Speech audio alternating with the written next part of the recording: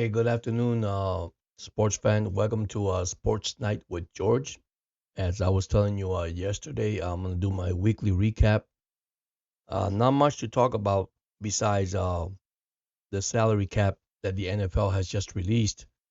Uh, it's going to be amazing what's going to happen through free agency on March 13.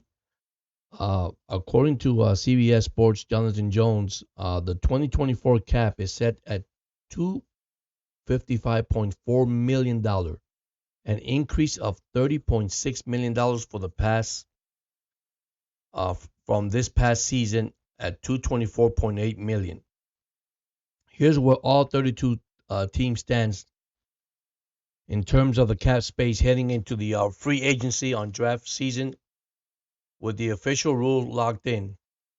The number one Washington Commanders are 87.5 million. New England Patriots are 82.9 million. The Chicago Bears are 80.4 million. Tennessee Titans are 78.6 million. The Cincinnati Bengals is 72.8 million. The Indianapolis Colts are 72.3 million. Houston Texans 67.6 million. Detroit Lions at 63.7 million. Arizona Cardinals at 55.1 million. Las Vegas Raider at 48.7 million. The Los Angeles Rams at 45.99 million. Tampa Bay Buccaneer 45.5 million. Carolina Panthers at 40.2 million. Atlanta Falcon 38.5 million. Minnesota Vikings at 37.9 million. The New York Giants at 32.9 million. The Philadelphia Eagles at 32.2. Kansas City Chiefs, defending champions, 27.7 million. Jacksonville Jaguars at 24.7 million. Baltimore Ravens, division winners, at 18.5 million. New York Jets at 15.1 million. Seattle Seahawks at 12.97 million. Green Bay Packers 8.2 million, and Pittsburgh Steelers at 7.4 million. Now they got here the San Francisco 49ers at 834,165, and Cleveland Brown at 6.2 million. Dallas Cowboys 8.2. Denver Broncos 10.7. The Chargers at 22.1 million. The Miami Dolphins are at 38.5 million. There were 51 million over the cap, but the releasing of Emmanuel Abla and also Xavier Howard, actually with only Agla contract at 38.5 million. With Howard, we have to wait till I think the middle of July for that cap to settle in. The other ones are the New Orleans Saints at 40.1 and the Buffalo Bills at 41.7. As you see, the whole entire NFL, it's actually in a major cap issues. I won't say problems, issues. There'll be a lot of free agencies. Like I said, there's a lot of cuts. A lot of contracts will be actually cut or try to French tag. The players. If they do French tag the players, that will help a lot too. So there's a lot going on in the NFL right now. I mean, it's kind of tight for every NFL teams. So I want to say one thing.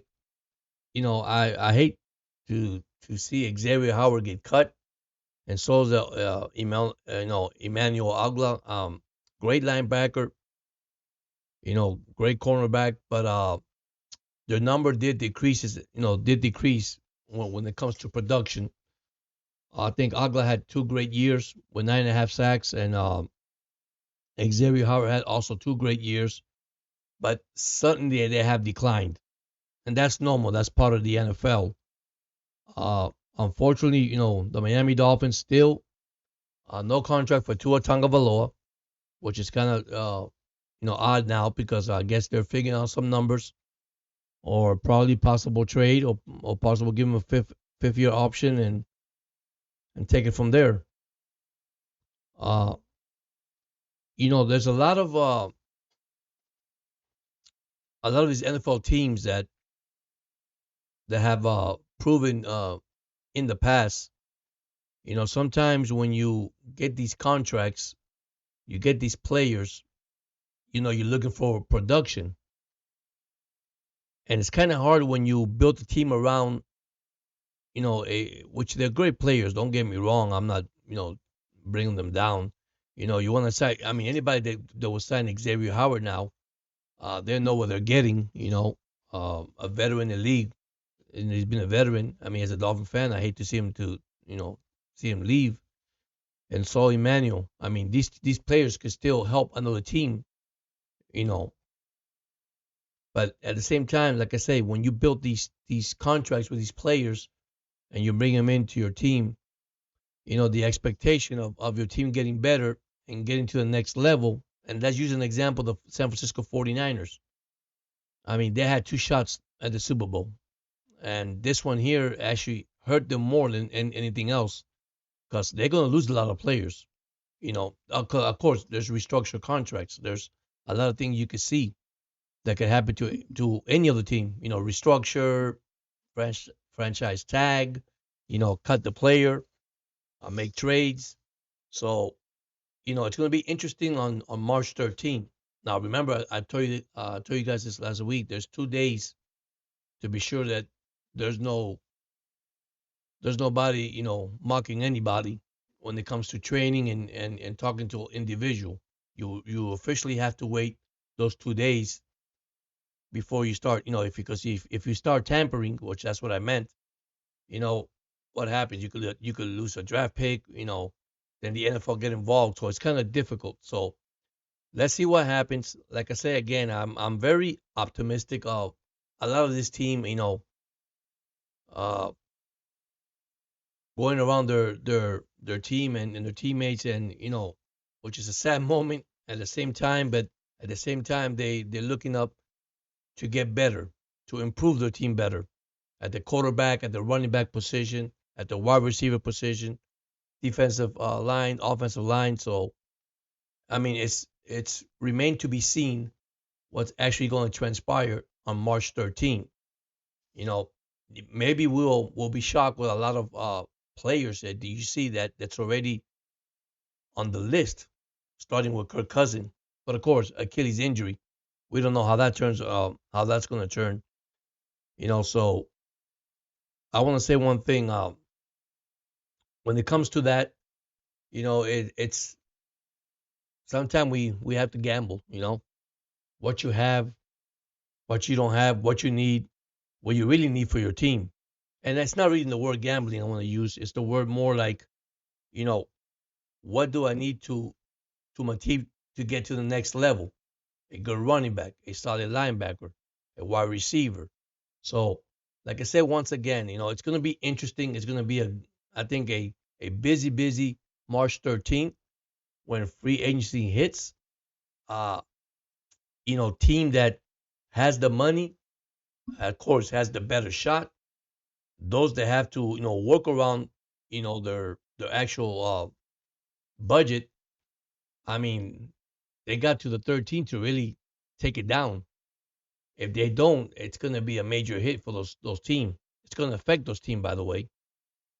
So anyhow, I want to thank once again you guys for joining in. My recap was, once again, a little longer this time because I'm looking at the players, looking at all this is going on in the NFL right now, how busy it's getting in the Miami Dolphins side. I mean, I know other teams are also getting busy, but the salary cap is pretty big right now in the NFL, especially all these teams that I just named you down the line. And imagine a Super Bowl champion as the Kansas City Chief. They also got cap issues, and so does San Francisco. And it's hard to say when you build a team and you don't make it that far, you know, with the team you have, and then you got to cut this player. And it's kind of hard to do that. You say, wow, yeah, okay, restructure your contract. That's good sometimes. Sometimes it's not. And like I said, the window of these NFL teams are getting shorter and shorter every time. The reason why is, you know, everybody goal is to win the Super Bowl. So when you have the players and listen, you can have all the best player you can have in your team on both sides of the ball, on defense and offense. Okay, what good does it do if you don't make it to the Super Bowl? And like I say, that's a tough task to do, especially, But once again, I'm a true believer at the 53-man roster. You do have 53-man roster for one purpose, okay? Is to give somebody a chance from that roster to develop and make the team. You see, you don't know until you put that individual in the field and perform, and you might see a contract and you say, wow, let's look at our running back, at the Dolphins running back, A Chain. Nobody knew that, come from college, injury. And here we go again. The injury subject always comes up. Comes to the NFL, then he gets injured, but he was doing great. An average of what, almost 11 yards per carry. It's amazing. Nobody see that coming. So, like I say, you do have players in your roster that can really surprise you, and they also can help you out down the long run. Signing this contract to these players. Yeah, I'm not saying Xavier Howard. I mean, I think Xavier Howard got a couple more years on him. I think Emmanuel also. He has good years left on him. I mean, these are great players. These are Pro Bowl players. So you got to look at it in the perspective that these guys could go into another team and really make a difference, or make an impact on the team. One thing is Howard could sign back with Miami. Who knows? So let's see. So what they do at this time when they start cutting players is giving them a chance before the free agency market gets there. They could get a better shot of joining any other team. Because sometimes, it's sad when free agent come in and all these signings comes in, and you left out there to the loop and they don't need you. So, it's a tough decision both ways from the Miami Dolphins and from, us as football fans. And your teams. It's kind of difficult when we say, man, the guy was good and we had to let him go and we had to cut him. But there's a purpose why you sign good players. It's because you want them to take you to the promised land. And that's what we all expected, to take it to the promised land. But anyhow, I want to thank you guys for joining tonight. I love you guys. I'll tell you one more time. I do love you guys, man. I appreciate the likes, the views, the thumbs up, man. Whatever comes in. If you have any comments, like I said, go ahead, join in. I'll respond to those comments as soon as I can get them. And like I said, you guys have a blessed night. Thank you so much for watching again.